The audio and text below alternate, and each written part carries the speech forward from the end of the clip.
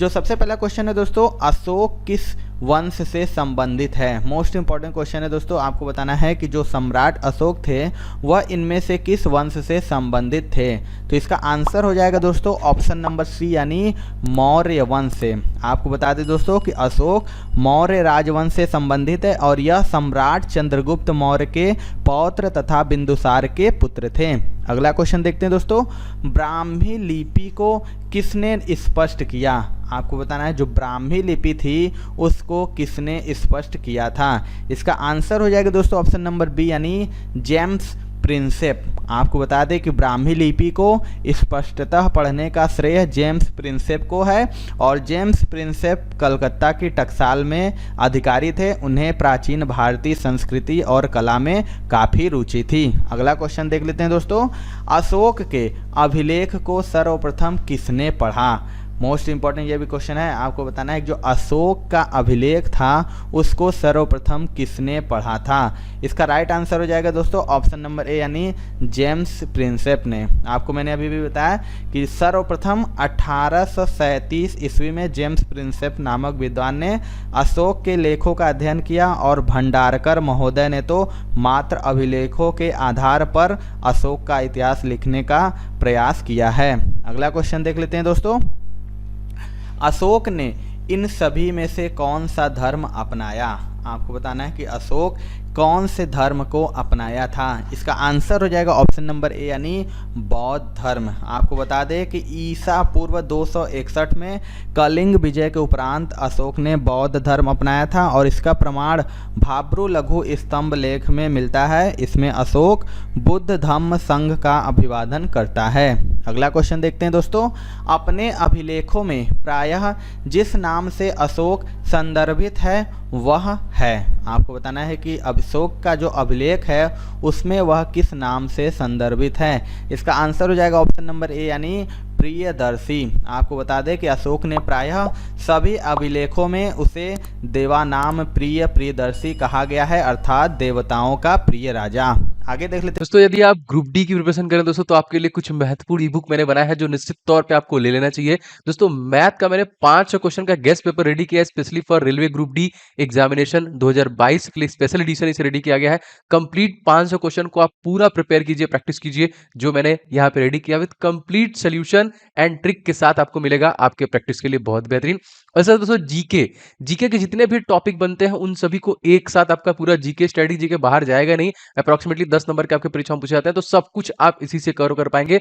ये दोनों ई बुक बहुत इंपॉर्टेंट है। एंड साइंस का पोर्शन दोस्तों, इसके लिए स्पेशली मैंने 1001 क्वेश्चन जो अति संभावित जो बार बार क्वेश्चन रिपीट किया गया है, इस ई बुक को मैंने रेडी किया है स्पेशली फॉर ग्रुप डी आपकी परीक्षाओं के लिए। और इन सभी प्रश्नों के डिटेल के साथ मैंने इस ई बुक में आपके लिए डिलीवरी दी है जो आपको बहुत हेल्प करेगा। बस फटाफट लेके आपको रिवीजन स्टार्ट करना है। दोस्तों, इन सभी ई बुक्स के लिंक आपको डिस्क्रिप्शन बॉक्स में मिल जाएंगे, फटाफट ले लीजिए और सारे के प्रैक्टिस और इन सभी का रिवीजन स्टार्ट कीजिए। तो लिंक डिस्क्रिप्शन बॉक्स में इसका मिल जाएगा। अगला क्वेश्चन देखते हैं दोस्तों, सम्राट अशोक पर कलिंग युद्ध के प्रभाव को निम्न पर देखा जा सकता है। आपको बताना है कि जो सम्राट अशोक पर कलिंग युद्ध के प्रभाव को किस में देखा जा सकता है। इसका आंसर हो जाएगा दोस्तों ऑप्शन नंबर बी यानी चट्टान आलेख। आपको बता दें कि अशोक के 13वें शिलालेख से कलिंग युद्ध तथा उसके परिणामों के विषय में विस्तृत जानकारी प्राप्त होती है और कलिंग युद्ध की हृदय विदारक हिंसा एवं नरसंहार ने अशोक के हृदय स्थल को स्पर्श किया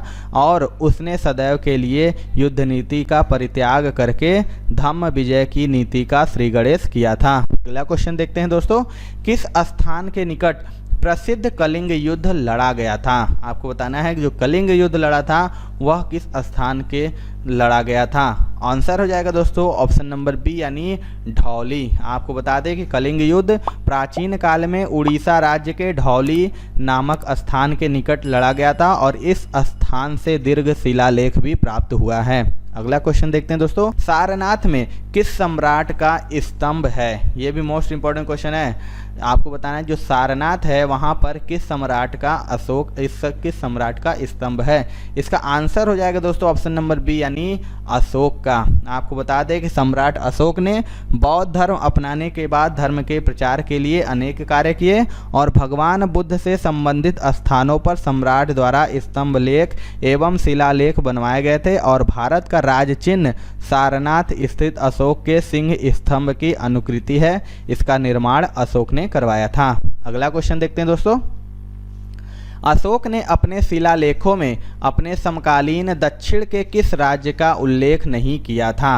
आपको बताना है कि अशोक के जो शिलालेख था अपने समकालीन दक्षिण के किस राज्य का उल्लेख उसमें नहीं किया गया था? इसका आंसर हो जाएगा दोस्तों ऑप्शन नंबर सी यानी कुषाण। आपको बता दें दोस्तों कि अशोक के दूसरे शिलालेख में सुदूर दक्षिण के चोल, पांड्य, सत्यपुत्र, केरल पुत्र आदि राज्यों का उल्लेख मिलता है किंतु कुषाण का उल्लेख नहीं मिलता है। अगला क्वेश्चन देखते हैं दोस्तों अनअकैडमी पे टॉप एजुकेटर आप लोगों के लिए टॉप बैचेज ला रहे हैं जो एसएससी एग्जामिनेशन के लिए मोस्ट इंपॉर्टेंट है। देखिए एसएससी उद्देश्य बैच है जो सीजीएल एंड सीएचएल के लिए 6 अप्रैल से स्टार्ट हो रहा है। आप इसे ज्वाइन करके कंप्लीट रिवीजन कर सकते हैं। इसके अलावा एम बैच है जो स्पेशली सीपीओ के लिए चलाया जा रहा है और सभी एसएससी एग्जामिनेशन जो 2022 के लिए उसके लिए कंप्लीट बैच है जनरल स्टडीज का 6 अप्रैल से स्टार्ट हो रहा है। आप फटाफट इसे ज्वाइन कर सकते हैं। फाउंडेशन बैच है एसएससी एमटीएस जो आगामी होने वाला है। सीएचएसएल के लिए से बहुत सारे बैचेज आपके लिए लाए जा रहे हैं। इसके अलावा दोस्तों अनअकैडमी आपको आस्क अ डाउट फीचर भी देता है। आपको कभी भी कोई भी इशू हो आप डायरेक्ट अनअकैडमी एप्लीकेशन से क्वेश्चन सेंड कर सकते हैं। ठीक है, तो आप एक चाहें तो एक साथ लगातार 3 डाउट को भी सेंड कर सकते हैं और रेज हैंड फीचर देता है। क्लास के दौरान आप डायरेक्ट कनेक्ट हो सकते हैं अपने एजुकेटर के थ्रू। तो अभी के अभी आप लोग एसएससी एग्जामिनेशन के लिए सब्सक्रिप्शन ले लीजिए। सब्सक्रिप्शन के लिए अगर आप कोड इस्तेमाल करते हैं OJ10 तो इससे आपको 10% का डिस्काउंट मिल जाएगा। फिर किसी भी कैटेगरी में इस कोड का इस्तेमाल करेंगे तो आपको 10% का डिस्काउंट मिल जाएगा। मौर्य साम्राज्य में प्रचलित मुद्रा का नाम क्या था? आपको बताना है कि मौर्य साम्राज्य में जो मुद्रा चलती थी उसका नाम क्या था? इसका आंसर हो जाएगा ऑप्शन नंबर ए यानी पड़। आपको बता दें कि मौर्य साम्राज्य में प्रचलित मुद्रा पड़ थी और मौर्य काल में सिक्के सोने, चांदी तथा तांबे के बने होते थे और इन सिक्कों को निष्क और सुवर्ण कहा जाता था और चांदी के सिक्कों को कारसापड़ या धरड़ कहा जाता था जबकि तांबे के सिक्के मासक कहलाते थे। काकड़ी भी तांबे का बना छोटा सिक्का होता था। अगला क्वेश्चन देखते हैं दोस्तों, निम्नांकित में से कौन मौर्य वंश का शासक नहीं है? आपको बताना है इनमें से कौन जो कि मौर्य वंश का शासक नहीं है। इसका आंसर हो जाएगा दोस्तों ऑप्शन नंबर ए यानी अजात शत्रु। आपको बता दें दोस्तों कि अजात शत्रु हर्यक वंश का शासक था। इसने 429 से 460 ईसा पूर्व तक मगध पर शासन किया था और कुड़ीक इसका उपनाम था। यह बिंबिसार का पुत्र था। अगला क्वेश्चन देख लेते हैं दोस्तों, निम्नलिखित में से अशोक का उत्तराधिकारी कौन था? 4 ऑप्शन है आपके पास, बताना है इनमें से अशोक का उत्तराधिकारी कौन था। आंसर हो जाएगा दोस्तों ऑप्शन नंबर ए यानी कुषाण। आपको बता दें दोस्तों कि पुराणों और बौद्ध ग्रंथ दिव्यावदान के अनुसार अशोक का उत्तराधिकारी कुषाण था और बिंदुसार अशोक के पिता थे तथा राहुल गौतम बुद्ध के पुत्र थे। अगला क्वेश्चन देख लेते हैं दोस्तों, मौर्य वंश का अंतिम राजा था। मोस्ट इंपॉर्टेंट आपको बताना है कि मौर्य वंश का अंतिम राजा कौन था। इसका आंसर हो जाएगा दोस्तों ऑप्शन नंबर ए यानी बृहद्रथ। आपको बता दें कि मौर्य वंश का अंतिम राजा बृहद्रथ था और पुष्यमित्र शुंग इसका सेनापति था। इसने बृहद्रथ को मारकर शुंग वंश की स्थापना की थी। अगला क्वेश्चन देख लेते हैं दोस्तों, प्रसिद्ध सांची स्तंभ किसके समय में बना था? मोस्ट इंपॉर्टेंट ये भी क्वेश्चन है। आपको बताना है जो प्रसिद्ध सांची स्तंभ था वह इनमें से किसके समय में बना था। इसका आंसर हो जाएगा दोस्तों ऑप्शन नंबर ए यानी अशोक के। आपको बता दें कि सांची का स्तंभ अशोक ने बनवाया था और सांची और सारनाथ के स्तंभों पर एक साथ 4 सिंहों को आकृतियां मंडित की गई थी। अगला क्वेश्चन देख लेते हैं दोस्तों, पाटलिपुत्र निम्नलिखित में से किन नदियों के संगम पर बसा है? आपको बताना है कि जो पाटलिपुत्र है वह निम्न किस नदियों के संगम पर बसा हुआ है।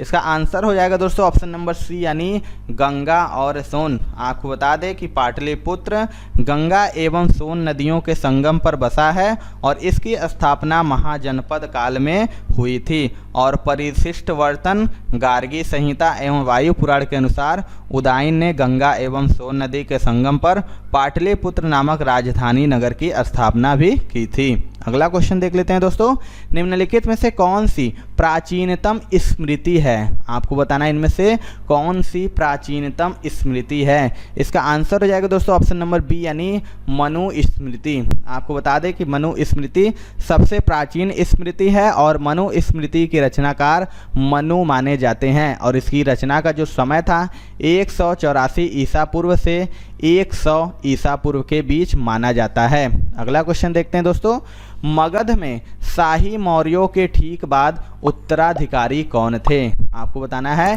कि जो मगध में शाही मौर्य थे उसके बाद उत्तराधिकारी कौन थे। मोस्ट इंपॉर्टेंट क्वेश्चन है ये, मैक्सिमम बार रिपीट हुआ है। इसका आंसर हो जाएगा दोस्तों ऑप्शन नंबर डी यानी शुंग।